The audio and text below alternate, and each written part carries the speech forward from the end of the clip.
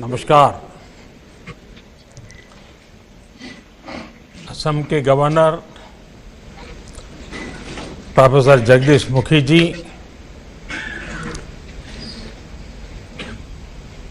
केंद्र में मेरे शिक्षा मंत्री श्री रमेश पोखरियाल निशंक जी,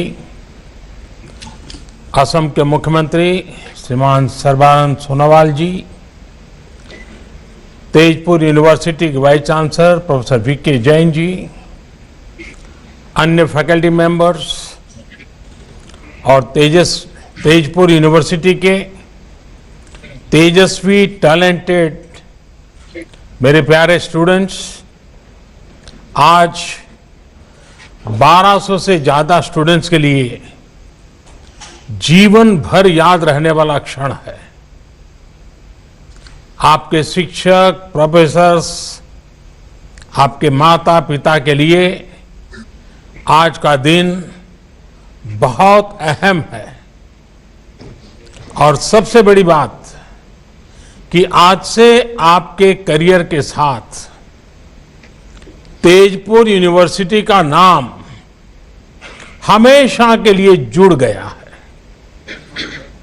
आप आज जितना खुश हैं, उतना ही मैं भी हूं। आज आप अपने भविष्य को लेकर जितनी आशा से भरे हुए हैं, उतना ही मेरा आप सब पर अपार विश्वास है। मुझे भरोसा है कि आपने तेजपुर में रहते हुए तेजपुर यूनिवर्सिटी में जो सीखा है, वो असम की प्रगति को, देश की प्रगति को गति देगा, नई ऊंचाई देगा। साथियों, इस भरोसे की कई वजह भी हैं। पहला, तेजपुर का यह ऐतिहासिक स्थान, इसके पौराणिक इतिहास से मिलने वाली प्रेरणा। दूसरा, तेजपुर विश्वविद्यालय में आप जो काम कर रहे हैं, वो मुझे बताया गया है कि वो बहुत ही उत्साह जगाता है। और तीसरा, पूर्वी भारत के सामर्थ्य पर, यहां के लोगों, यहां के नौजवानों की क्षमताओं पर, राष्ट्र निर्माण के उनके प्रयासों पर सिर्फ मेरा ही नहीं, देश का भी अटूट विश्वास है। साथियों, अभी अवार्ड और मेडल देने से पहले जो यूनिवर्सिटी एंथम गाया गया है, उसमें निहित भाव तेजपुर के महान इतिहास को नमन करता है। मैं इसकी कुछ पंक्तियां दोहराना चाहता हूं, और इसलिए भी दोहराना चाहता हूं क्योंकि ये असम के गौरव, भारत रत्न भूपेन हजारिका जी ने लिखी है। उन्होंने लिखा है, अग्निगढ़ स्थापत्य, कलिया भौमोरार सेतु निर्माण, ज्ञान ज्योतिर्मय स्थेयी स्थानते विराजिसे तेजपुर विश्वविद्यालय।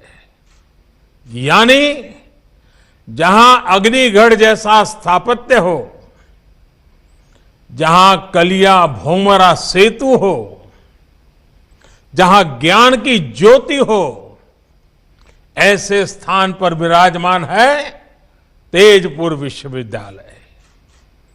इन तीन पंक्तियों में भूपेंदा ने कितना कुछ वर्णित कर दिया है।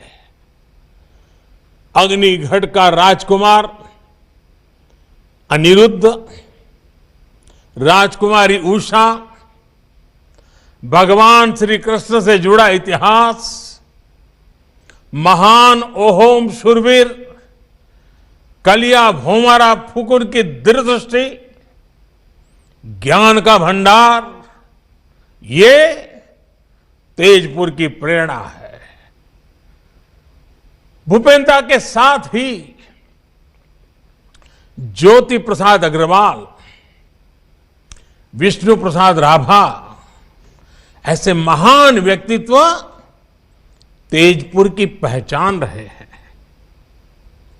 आप इनकी कर्मभूमि में, जन्मभूमि में पड़े हैं और इसलिए आप में गर्व का भाव होना और गौरव के कारण आत्मविश्वास से भरा हुआ आपका जीवन होना, ये बहुत स्वाभाविक है।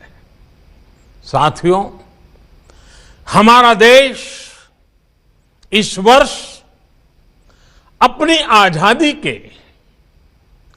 75 वर्ष में प्रवेश कर रहा है।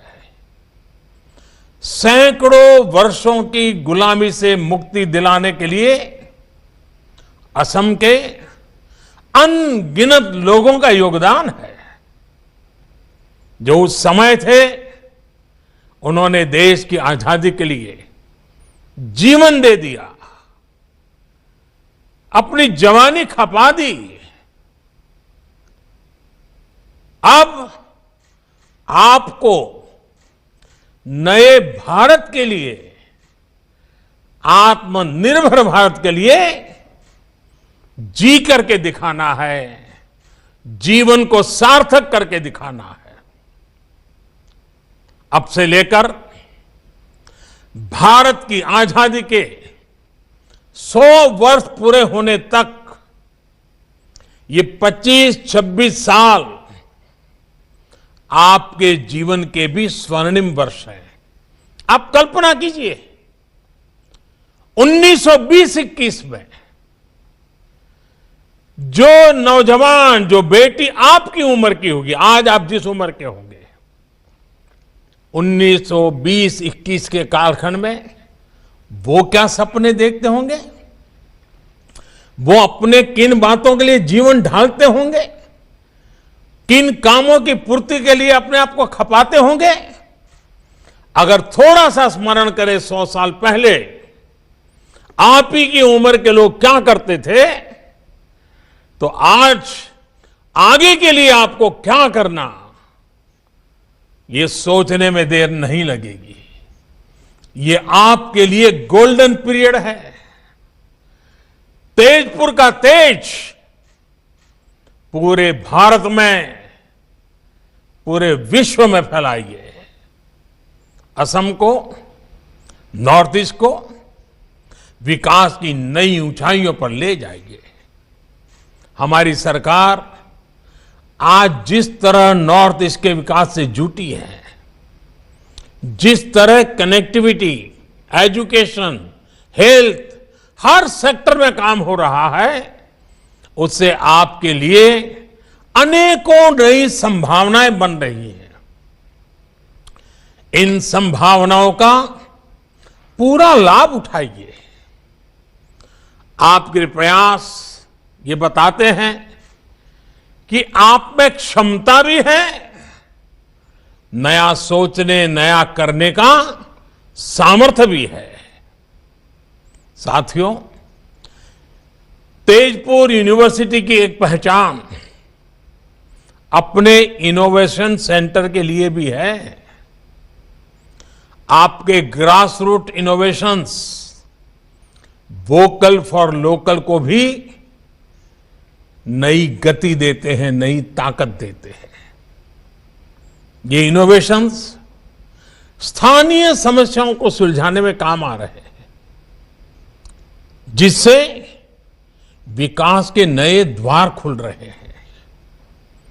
अब जैसे मुझे बताया गया कि आपके डिपार्टमेंट ऑफ केमिकल साइंस ने पीने के पानी को साफ करने के लिए एक कम कीमत वाली आसान टेक्नोलॉजी पर काम किया है।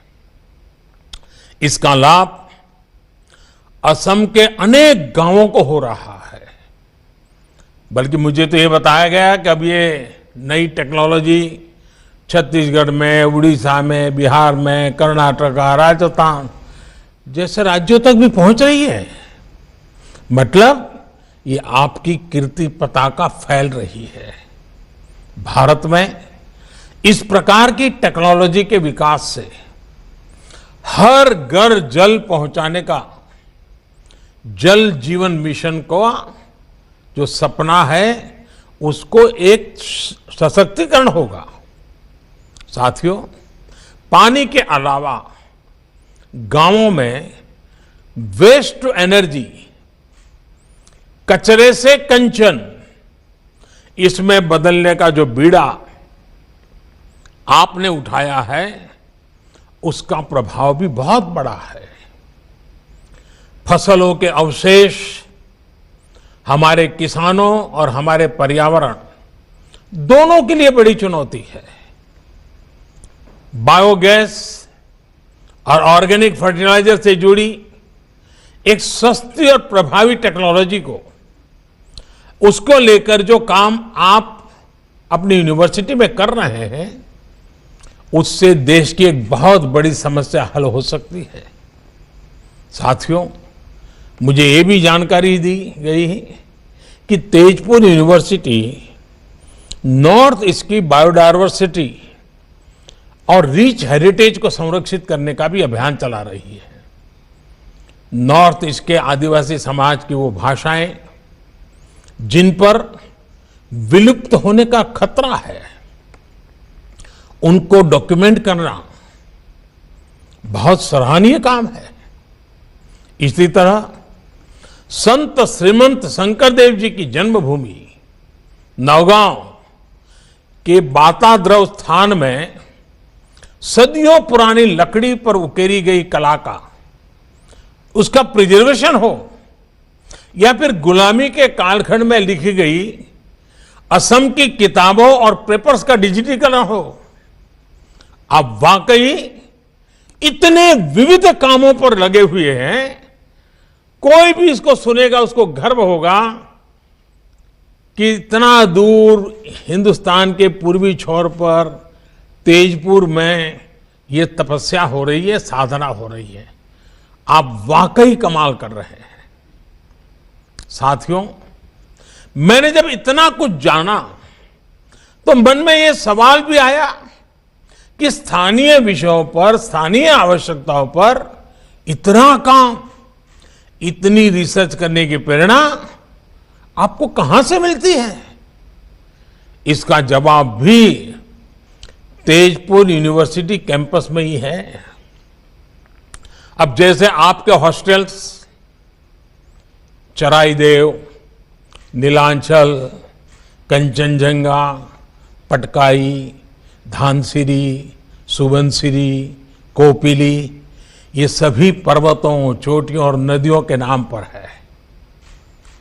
और ये सिर्फ नाम नहीं है, ये जीवन की जीती जागती प्रेरणा भी है। जीवन यात्रा में हमें अनेक मुश्किलों, अनेक पर्वतों का सामना करना पड़ता है, कई नदियों को पार करना पड़ता है। एक बार का काम नहीं होता। आप एक पर्वत चढ़ते हैं तो फिर दूसरे की तरफ बढ़ते हैं। हर पर्वतारोहण के साथ आपकी जानकारी भी बढ़ती है, आपका एक्सपर्टाइज भी बढ़ती है और नई चुनौतियों को लेकर आपका पर्सपेक्टिव तैयार हो जाता है। इसी तरह नदियां भी हमें बहुत कुछ सिखाती है। नदियां कई सहायक धाराओं से मिलकर बनती हैं और फिर समंदर में मिल जाती है। हमें भी जीवन में अलग अलग लोगों से ज्ञान लेना चाहिए, सीखना चाहिए और उस सीख के साथ आगे बढ़ते हुए अपने लक्ष्य को प्राप्त करना चाहिए। साथियों, जब आप इसी अप्रोच के साथ आगे बढ़ेंगे तो असम, नॉर्थ ईस्ट देश के विकास में अपना योगदान दे पाएगा। आपने देखा होगा, कोरोना के इस काल में आत्मनिर्भर भारत अभियान हमारी वोकैबुलरी का अहम हिस्सा हो चुका है।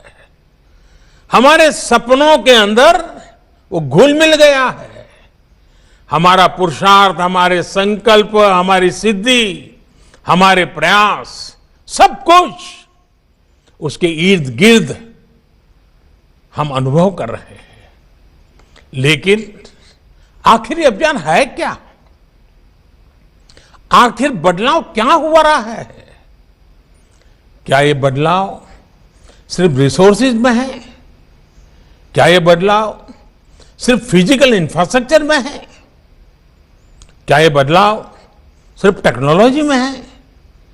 क्या बदलाव सिर्फ बढ़ती इकोनॉमिक और स्ट्रेटेजिक माइट का है? ऐसे हर सवाल का जवाब हाँ में है। लेकिन इनमें से भी जो सबसे बड़ा परिवर्तन है वो है इंस्टिंक्ट का, एक्शन और रिएक्शन के नजरिए का है। हर चुनौती, हर समस्या से निपटने का हमारे युवा देश का अंदाज, देश का मिजाज अब कुछ हटकर है। इसका एक ताजा उदाहरण तो अभी हमें क्रिकेट की दुनिया में देखा है। आप लोगों में से बहुतों ने भारतीय क्रिकेट टीम के ऑस्ट्रेलिया टूर को फॉलो किया होगा। इस टूर में क्या क्या चुनौतियां हमारी टीम के सामने नहीं आई। हमारी इतनी बुरी हार हुई, लेकिन उतनी ही तेजी से हम उभरे भी और अगले मैच में जीत हासिल की। चोट लगने के बावजूद हमारे खिलाड़ी मैच बचाने के लिए मैदान पर डटे रहे। चैलेंजिंग कंडीशंस, इसमें निराश होने के बजाय हमारे युवा खिलाड़ियों ने चैलेंज का सामना किया, नए समाधान तलाशे। कुछ खिलाड़ियों में अनुभव जरूर कम था, लेकिन हौसला उतना ही बुलंद दिखा। उनको जैसे ही मौका मिला, उन्होंने इतिहास बना दिया। एक बेहतर टीम को अपने टैलेंट और अपने टेम्परामेंट में वो ताकत थी जिससे उन्होंने इतने अनुभवी टीम को, इतने पुराने खिलाड़ियों की टीम को पराजित कर दिया। युवा साथियों, क्रिकेट के मैदान पर हमारे खिलाड़ियों की ये परफॉर्मेंस सिर्फ स्पोर्ट्स के लिहाज से इंपॉर्टेंट नहीं है, एक बहुत बड़ा लाइफ लेसन भी है। पहला लेसन ये कि हमने अपनी एबिलिटी पर विश्वास होना चाहिए, कॉन्फिडेंस होना चाहिए। दूसरा लेसन हमारे माइंडसेट को लेकर है। हम अगर पॉजिटिव माइंडसेट से लेकर आगे बढ़ते हैं तो रिजल्ट भी पॉजिटिव ही आएगी। तीसरा और सबसे अहम लेसन, अगर आपके पास एक तरफ सेफ निकल जाने का ऑप्शन हो और दूसरी तरफ मुश्किल जीत का विकल्प हो, तो आपको विजय का ऑप्शन जरूर एक्सप्लोर करना चाहिए। अगर जीतने की कोशिश में कभी कभार असफलता भी हाथ लगे तो इसमें कोई नुकसान नहीं है। रिस्क लेने से, प्रयोग करने से डरना नहीं है। हमें प्रोएक्टिव और फियरलेस होना ही पड़ेगा। हमारे भीतर जो फेल्यूर का डर होता है, हम जो अननेसेसरी प्रेशर अपने ऊपर लेते हैं, उससे जब आप बाहर निकलेंगे तो फियरलेस बनकर उभरेंगे भी। साथियों, हौसले से भरा हुआ अपने लक्ष्यों के प्रति समर्पित भारत सिर्फ क्रिकेट की फील्ड पर दिखता है ऐसा नहीं है।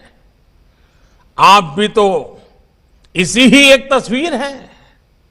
आप आत्मविश्वास से, सेल्फ कॉन्फिडेंस से भरे हैं। आप लीड से हटकर सोचने और चलने में डरते नहीं हैं। आपके जैसे इसी युवा ऊर्जा ने कोरोना के खिलाफ अपनी लड़ाई में ही भारत को बहुत मजबूती दी है। आपको याद होगा, इस लड़ाई की शुरुआत में ऐसी आशंकाएं जताई गई थी कि इतनी बड़ी आबादी वाला भारत रिसोर्सेज के अभाव में कोरोना से तबाह हो जाएगा। लेकिन भारत ने दिखाया कि रिजॉल्व और रेजिलियंस अगर आपके पास है तो रिसोर्सेज तैयार होते देर नहीं लगती। भारत ने यही किया। भारत ने हालत से समझौता करने के बजाय मुसीबत बढ़े इसका इंतजार करने के बजाय तेजी से फैसले लिए, प्रोएक्टिव होकर फैसले लिए। इसी का परिणाम है कि भारत वायरस से ज्यादा प्रभावी रूप में बढ़ पाया, प्रभावी रूप से लड़ पाया।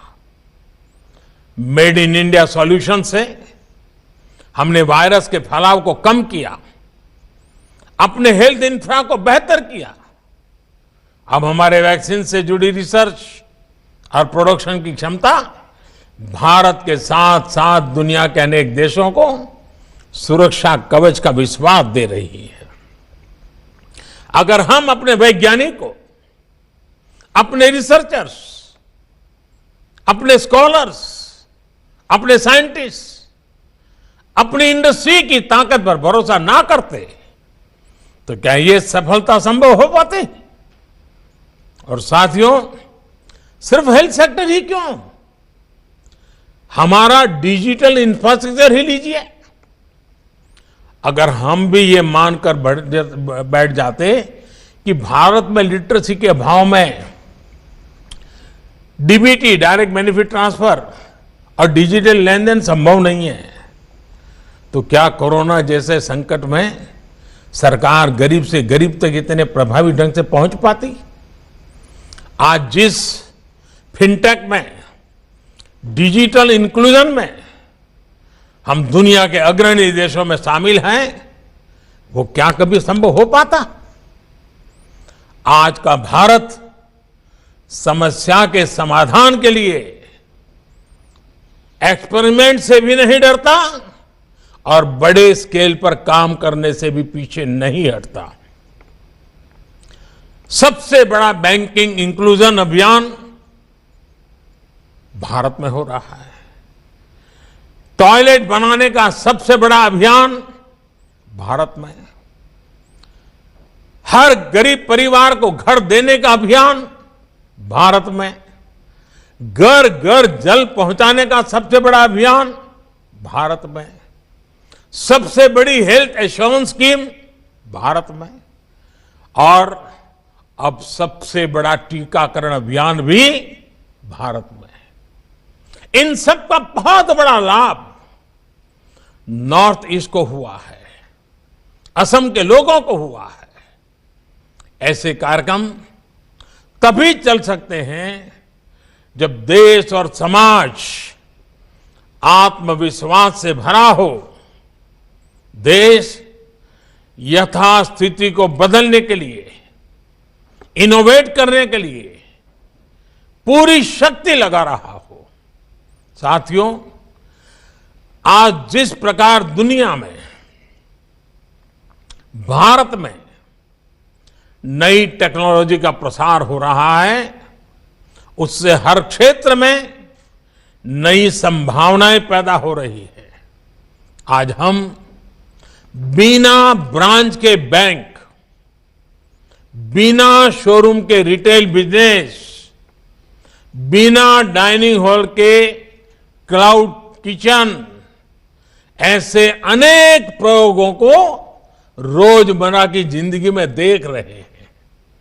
ऐसे में यह भी संभव है कि भविष्य की यूनिवर्सिटी पूरी तरह से वर्चुअल हो और दुनिया भर से स्टूडेंट्स और फैकल्टीज किसी भी यूनिवर्सिटी का हिस्सा बन सके। इस प्रकार की ट्रांसफॉर्मेशन के लिए हमारे पास एक जरूरी रेगुलेटरी फ्रेमवर्क होना बहुत जरूरी है। नई नेशनल एजुकेशन पॉलिसी के माध्यम से लगातार उसकी कोशिश की जा रही है। इस पॉलिसी में टेक्नोलॉजी के ज्यादा से ज्यादा उपयोग, मल्टी डिसिप्लिनरी एजुकेशन और फ्लेक्सिबिलिटी को प्रोत्साहित किया जा रहा है। नई नेशनल एजुकेशन पॉलिसी डाटा और डाटा एनालिटिक्स के लिए हमारे एजुकेशन सिस्टम को तैयार करने पर बल देती है। डाटा एनालिटिक्स की मदद से एडमिशन से लेकर टीचिंग और इवैल्यूएशन तक पूरी प्रक्रिया बहुत बेहतर हो जाएगी। मुझे विश्वास है कि Tezpur university national education policy के इन लक्ष्यों को सिद्ध करने में अहम भूमिका निभाएगी। मुझे तेजपुर यूनिवर्सिटी के ट्रैक रिकॉर्ड और उसके सामर्थ्य पर पूरा भरोसा है और मैं अपने स्टूडेंट साथियों को ये बात विशेष तौर पर कहूंगा कि जब आपकी फॉर्मल एजुकेशन पूरी होती है तो आप सिर्फ अपने फ्यूचर के लिए नहीं बल्कि राष्ट्र के फ्यूचर के लिए काम करते हैं। आप बस एक बात याद रखें, अगर आपका पर्पज ऊंचा है तो आपको जीवन के उतार चढ़ाव से उतना असर नहीं पड़ेगा। आपके जीवन के आने वाले 25-26 साल आपके कैरियर के साथ साथ देश के भाग्य को भी तय करने वाले हैं। मुझे विश्वास है कि आप सभी देश को नई ऊंचाई पर पहुंचाएंगे। 2047 जब देश आजादी का 100 साल मनाता होगा तो यही 25-26 साल का कालखंड आपके योगदान से, आपके पुरुषार्थ से, आपके सपनों से भरा हुआ होगा। कल्पना कीजिए आजादी के शतक में आपके 25 साल कितना बड़ा रोल पैदा करने वाले हैं। आइए साथियों, अपने आप को उन सपनों के लिए सज्ज कीजिए। चल पड़े, संकल्प के साथ चल पड़े, सपनों को लेकर चल पड़े, सिद्धि पाने के मकसद से निकल पड़े। देखिए जीवन सफलताओं की एक एक ऊंचाई को पार करता जाएगा। आज के इस पवित्र अवसर पर आपके परिवारजनों को, आपके शिक्षक जगत को, आपकी सभी फैकल्टीज को, आपके सपनों को, सबको बहुत बहुत शुभकामनाएं देता हूं। अनंत अनंत शुभकामनाएं देता हूं। बहुत बहुत आभार।